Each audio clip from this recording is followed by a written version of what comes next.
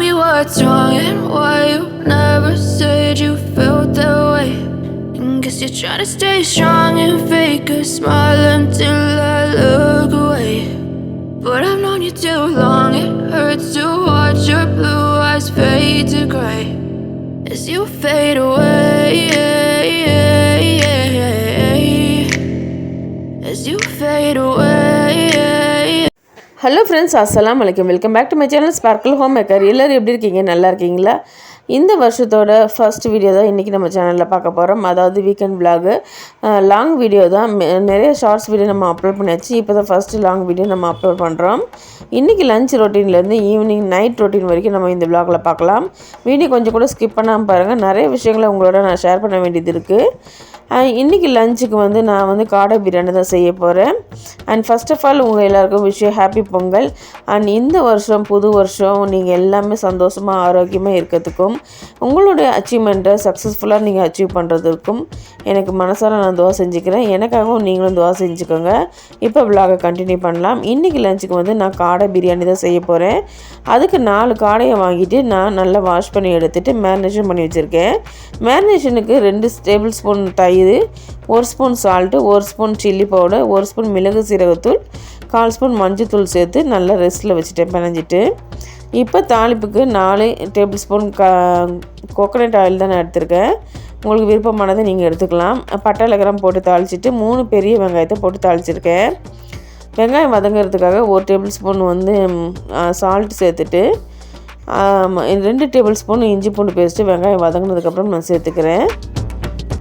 Salt சேர்க்குறதுனால சீக்கிரமாக கொஞ்சம் வதங்கி கொடுத்துரும், அதுக்காக தான் சேர்க்குறது. இப்போது நான் இஞ்சி பூண்டு பேஸ்ட்டு நல்லா வதங்கினதுக்கப்புறம் 5 சில்லி பச்சை மிளகாய் சேர்த்துட்டு 1 ஸ்பூன் வந்து மிளகாத்தூள் சேர்த்துட்டேன். இப்போ 3 மீடியம் சைஸ் தக்காளியை நான் கட் பண்ணி அதையும் சேர்த்துக்கிறேன். தக்காளி வதங்கிறதுக்காக ஒரு 2 மினிட்ஸ் வந்து நம்ம வந்து மூடி போட்டு வச்சுக்கலாம். சிம்மில் வச்சோம்னா அது நல்லா கரைஞ்சி வந்துடும். இப்போது தக்காளி நல்லா கரைஞ்சி வந்துடுச்சு. இந்த டைமில் நம்ம மேரினேஷன் பண்ண காடையை நம்ம இதில் சேர்த்துக்கலாம். காடை வந்து சீக்கிரமாக குக் ஆயிருன்றதுனால நீங்கள் வந்து ஓவர் குக் பண்ண தேவையில்லை. ஜஸ்ட்டு 1 or 2 செகண்ட் வந்து நீங்கள் மூடி போட்டு அந்த மசாலாவில் கோட்ட வர அளவுக்கு நம்ம வச்சுருந்தா போதும். மின்ட்டு வந்து ஒரு கைப்பிடி அளவுக்கு நான் சேர்த்துக்கிறேன். கொத்தமல்லி தழை இல்லை, நீங்கள் சேர்க்குறதா சேர்த்துக்கலாம். அண்ட் பட்டை ஏலக்கிராம்லாம் நம்மளோட மெஷர்மெண்ட் வந்து நாங்கள் எழுதியிருக்கேன். உங்களுக்கு கரம் மசாலா ஃப்ளேவர் ரொம்ப பிடிக்கும்னா நீங்கள் அந்தளவுக்கு சேர்த்துக்கலாம். இல்லை பிடிக்காது, எனக்கு லைட்டாக தான் பிடிக்குன்னா நீங்கள் அதில் ஹாஃபாக கட் பண்ணிக்கலாம். அதிகமாக சேர்க்குறதுனால டைஜஷனுக்கு கொஞ்சம் ஹெல்ப்ஃபுல்லாகுது. நம்மளுக்கு வந்து ரொம்ப ஹெவினஸ் இல்லாமல் இருக்குது. ஃபுட்டு வந்து கொஞ்சம் லைட்டாக இருக்கும், அதுக்காக தான் வந்து நிறையா சேர்த்துக்கிறது. இப்போ அந்த காடையெல்லாம் மசாலாலாம் நல்லா கோட்டானதுக்கப்புறம் 80 ml தயிர் சேர்த்துட்டு உப்பு இந்த டைமில் நம்ம செக் பண்ணிக்கலாம். தேவையான சால்ட்டு நம்ம சேர்த்துக்கலாம். இந்த டைமில் வந்து நீங்கள் கரம் மசாலா இல்லை பிரியாணி மசாலா ஏதாவது சேர்க்குறா இருந்தால் நீங்கள் சேர்த்துக்கலாம். 1 ஸ்பூன் சேர்த்துக்கோங்க. இதுவே நான் ஃப்ளேவர் நல்லாயிருக்கும். நான் இன்றைக்கி சேர்க்கலை. இப்போ அந்த மசாலாலாம் நல்லா கோட்டை வர்றதுக்கு ஒரு 2 செகண்ட் மூடி போட்டு வேக வச்சுருக்கேன். ஜஸ்ட்டு நம்மளுக்கு எண்ணெய் பிரிஞ்சு வந்துட்டு அந்த மசாலா வந்து பச்சை வாசனை போகிற அளவுக்கு இருந்தால் போதும். ஓவர் குக் பண்ண தேவையில்லை. இப்போ எண்ணெய் பிரிஞ்சு நல்லா வந்துருச்சு. இந்த டைமில் வந்து நான் 1க்கு 1.5 அளவுக்கு நான் வந்து தண்ணி சேர்த்துருக்கேன். இன்றைக்கி நான் 1/2 கிலோ அளவுக்கு தான் வந்து பிரியாணி செய்யப்போகிறேன். ஸோ 1/2 கிலோ பாஸ்மதி அரிசி எடுத்து ஏற்கனவே 2 டைம் வாஷ் பண்ணிட்டு நான் ஊற வச்சுட்டேன். ஊற வச்சுட்டு அதை நல்லா வாஷ் பண்ணிவிட்டு நான் தண்ணியை ட்ரைன் பண்ணி வச்சுட்டேன். இப்போ தண்ணி நல்லா கொதித்து வந்ததுக்கப்புறம் இப்போ வந்து இந்த அரிசியை நான் சேர்த்துக்கிறேன். அரிசி சேர்த்துட்டு இந்த டைமில் வந்து நம்ம கல்லுப்பும் சேர்த்துக்கலாம். கல்லுப்போட மெஷர்மெண்ட் பார்த்திங்கன்னா நல்ல உப்பு தூக்கலாக சாப்பிட்றவங்களுக்கு வந்து 1 கிலோவுக்கு வந்து நம்ம உள்ளங்கையில் 1 பிடி அளவுக்கு வந்து உப்பு போட்டால் நம்மளுக்கு கரெக்டாக இருக்கும்.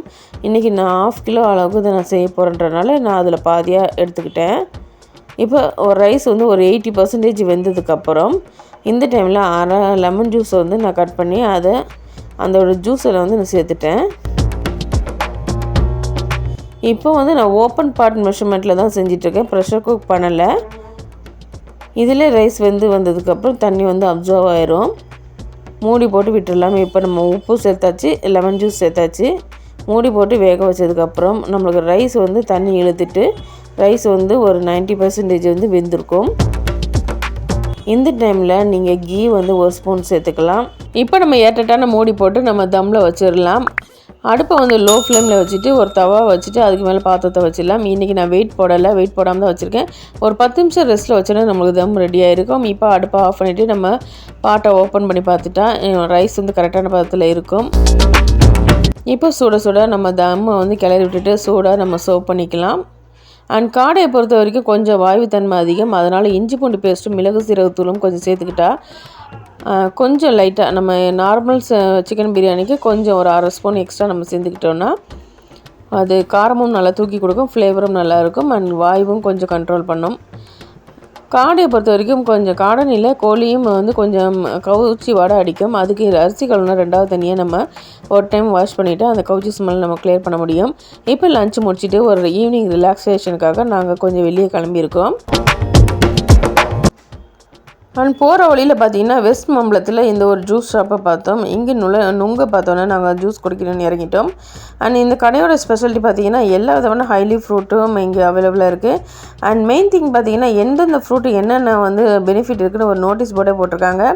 இந்த கடையோட ஸ்பெஷல் பார்த்தீங்கன்னா கிளாஸ் ஜார்ஸ் வந்து ரொம்ப பெருசாக இருக்குது. எக்ஸல் டபுள் எக்ஸல் மீடியம் சைஸில் வந்து நம்மளுக்கு கொடுக்குறாங்க. இந்த கிளாஸே வந்து 90 rupees நுங்கு இளநீர். இது 2 பேர் தாராளமாக குடிக்கிற அளவுக்கு இருந்துச்சு. அண்ட் கடை பார்த்திங்கன்னா வெஸ்ட் மாம்பலத்தில் கவுடா ரோட்டில் இருக்குது. இப்போ நாங்கள் மெரினாக்கு வந்திருக்கோம். மெரினாவில் பார்த்திங்கன்னா மாற்றுத்திறனாளிகளுக்காக போடப்பட்ட இந்த ஒரு பிரிட்ஜு இது பார்க்க ரொம்ப சூப்பராக இருந்துச்சு, வியூ நல்லா இருந்துச்சு. 2வது வந்து பார்த்திங்கன்னா நடக்கிறதுக்கும் ரொம்ப ஸ்மூத்திங்காக நல்லாயிருக்கு.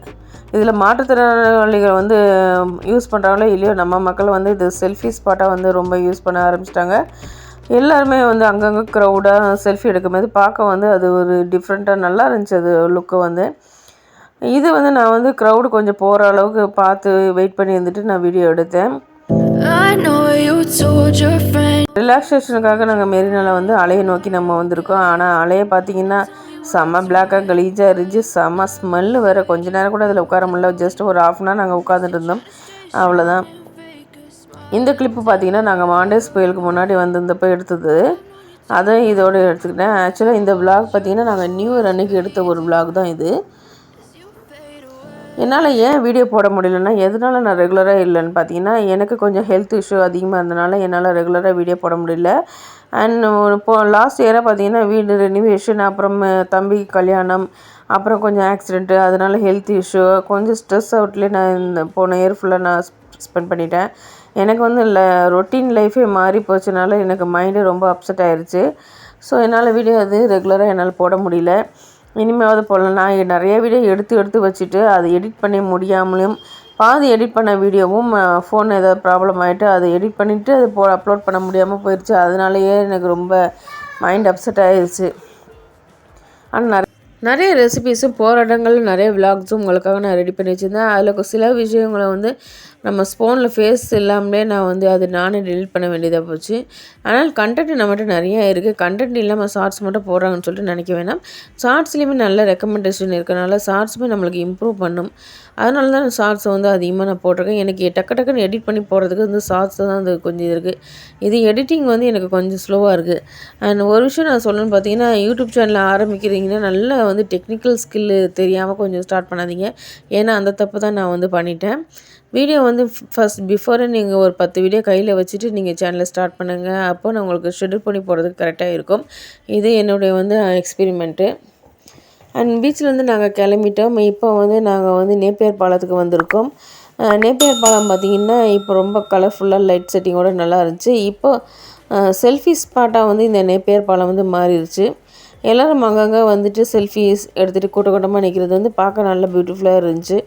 இப்போ அங்கேருந்து நாங்கள் கிளம்பிட்டோம். இந்த வருஷம் 12th standard and 10th standard board exams எழுதுகிறவங்களுக்கு all the best for your exams. நல்லா ஸ்கோர் பண்ணுங்கள். இந்த டைமில் நம்மளுக்கு நிறைய பிரச்சனைகள் வரும். அதெல்லாம் நம்ம மைண்டில் வச்சுக்காமல் நம்மளுடைய எக்ஸாம்ஸில் மட்டும் நம்ம கான்சன்ட்ரேட் பண்ணிவிட்டு நம்ம ஸ்கோரை வந்து இன்க்ரீஸ் பண்ணுறதுல மட்டும் நம்ம கவனம் செலுத்துங்க. இதுதான் உங்களோட பேஸு. உங்களோட லைஃப்பை வந்து டிட்டர்மின் பண்ணுறது இதே பேஸ். ஸோ உங்களுடைய எக்ஸாம்ஸை நல்லா கவனமாக நீங்கள் எழுதுறதுக்கு ட்ரை பண்ணுங்கள். அண்ட் இந்த விலாக் இதோடு நான் முடிச்சுக்கிறேன். இப்போ நாங்கள் வீட்டுக்கு கிளம்ப வேண்டிய டைம் வந்துடுச்சு.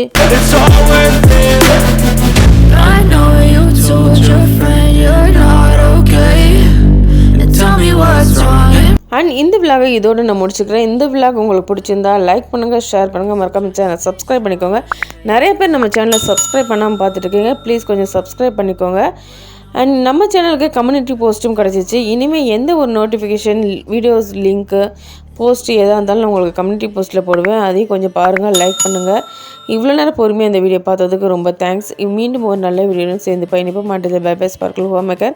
அண்ட் உங்களுடைய வேல்யூபிள் கமெண்ட்ஸ் கொடுங்க, அது எனக்கு ரொம்பவே மோட்டிவேட் பண்ணும். தேங்க்யூ ஃபார் வாட்சிங்.